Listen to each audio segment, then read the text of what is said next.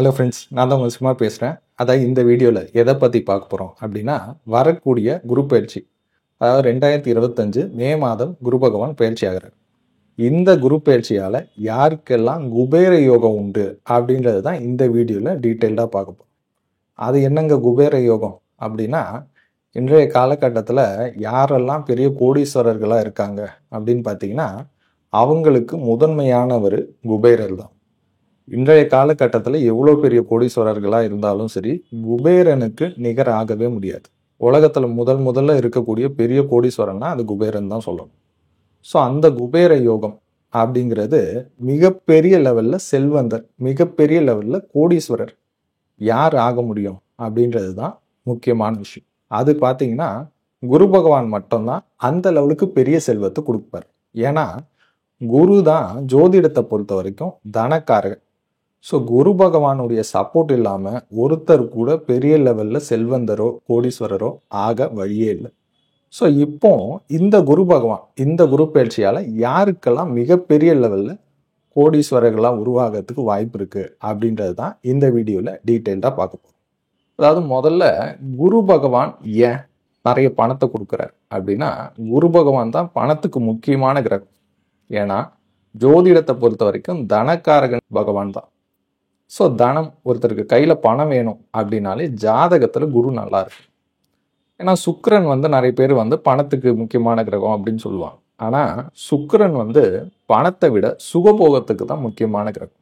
சுக்கிரன் கொடுக்குற பணம் கையில் இருக்கிற கை செலவு மாதிரி. ஆனால் குரு பகவான் கொடுக்குற பணம் தான் பெரிய லெவலில் பேங்க் அக்கௌண்ட்டில் இருக்கிறது, ஷேர் மார்க்கெட்டில் ஷேர்ஸாக வாங்கி குவிஞ்சு வைக்கிறது, இந்த மாதிரி பெரிய லெவல் பொருளாதாரம் எல்லாமே குரு பகவான் கொடுக்கறது தான். ஸோ அந்த குரு பகவான் இப்போ மிதுன ராசிக்கு போகிறார்.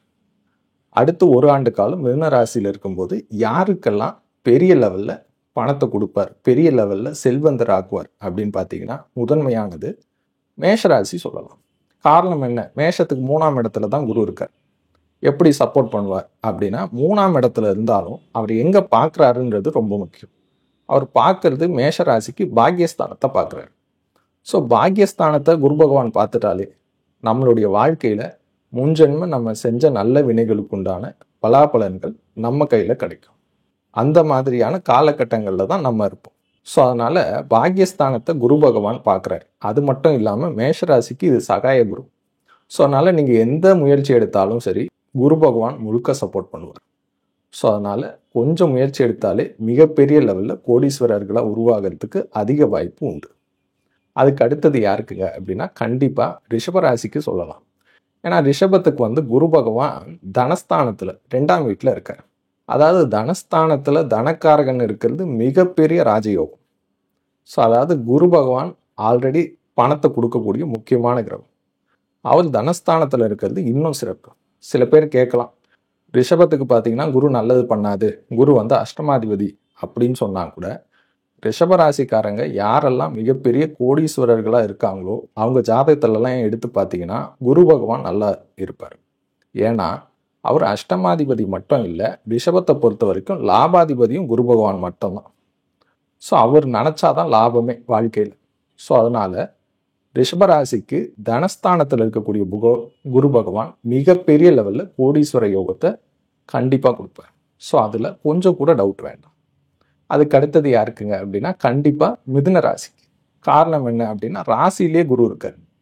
அதாவது மற்றவங்களுக்காவது கொஞ்சம் முயற்சி பண்ணணும், கூட நிற்பாருன்னு வச்சுக்கோங்க. இப்போ உங்கள் கூடவே குரு பகவான் முழுக்க இருக்கார். ஸோ மிதுன ராசி எந்த முயற்சி எடுத்தாலும் சரி, வாழ்க்கையில் மிகப்பெரிய லெவலில் சக்ஸஸ் உண்டு. ஏதோ ஒரு சாதாரணமாக ஒரு பிஸ்னஸ் ஆரம்பிக்கிற பிஸ்னஸ் கூட மிகப்பெரிய லெவலில் வளர்ச்சி அடையும். ஸோ அந்த மாதிரி உங்களுடைய வாழ்க்கையை திடீர் மாற்றம், திடீர் திருப்பத்தை கொடுத்து பெரிய லெவலில் முன்னேற்றத்தை கொடுப்பார் இந்த குரு பகவான். ஸோ அதனால் மிதுன ராசிக்கும் இந்த கோடீஸ்வர யோகம் அதிகப்படியான வாய்ப்புகள் உண்டு. திடீர்னு ஒரு பெரிய செல்வந்தர் ஆகிறதுக்கு அதிகப்படியான வாய்ப்புகள் உண்டு. அதுக்கு அடுத்தது யாருக்குங்க அப்படின்னா, கண்டிப்பாக சிம்ம ராசிக்கு சொல்லலாம். காரணம் என்ன அப்படின்னா, சிம்மத்துக்கு லாபஸ்தானத்திலே குரு வந்துட்டார். சிம்மத்துக்கு குரு ரொம்ப முக்கியமான கிரகம். ஏன்னா அவர் தான் பூர்வ புண்ணிய ஸ்தான அதிபதி, 5ஆம் வீட்டு அதிபதி. அவர் லாபஸ்தானத்தில் இருக்கிறதுனால எடுக்கக்கூடிய எந்த முயற்சியாக இருந்தாலும் சக்ஸஸ் உண்டு. அதாவது முன் ஜென்மத்தில் நாம் நல்வினைகள் தீவினைகள் ரெண்டுத்துக்கும் செஞ்சிருப்போம்.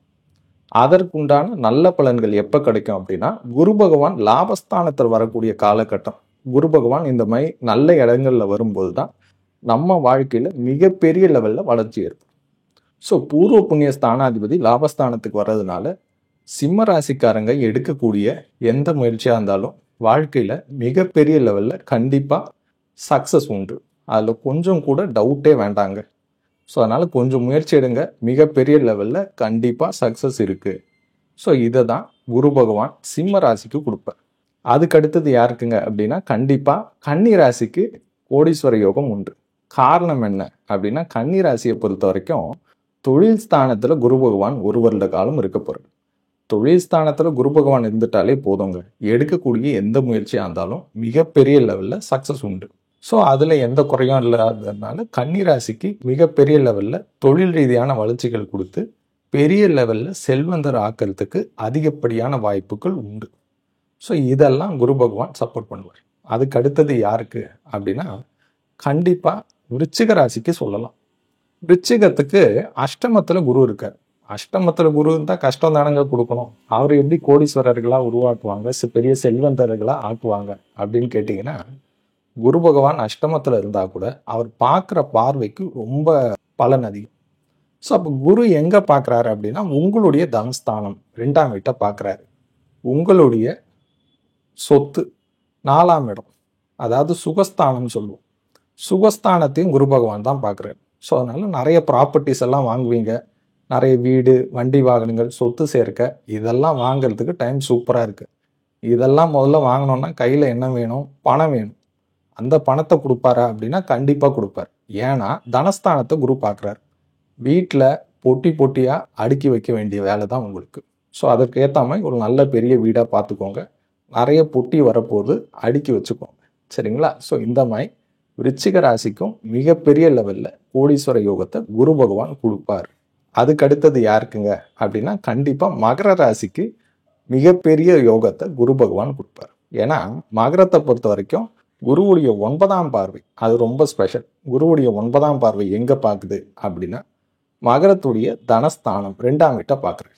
ஸோ அதனால் மகர ராசிக்கும் மிகப்பெரிய லெவலில் வளர்ச்சியை கொடுப்பார்.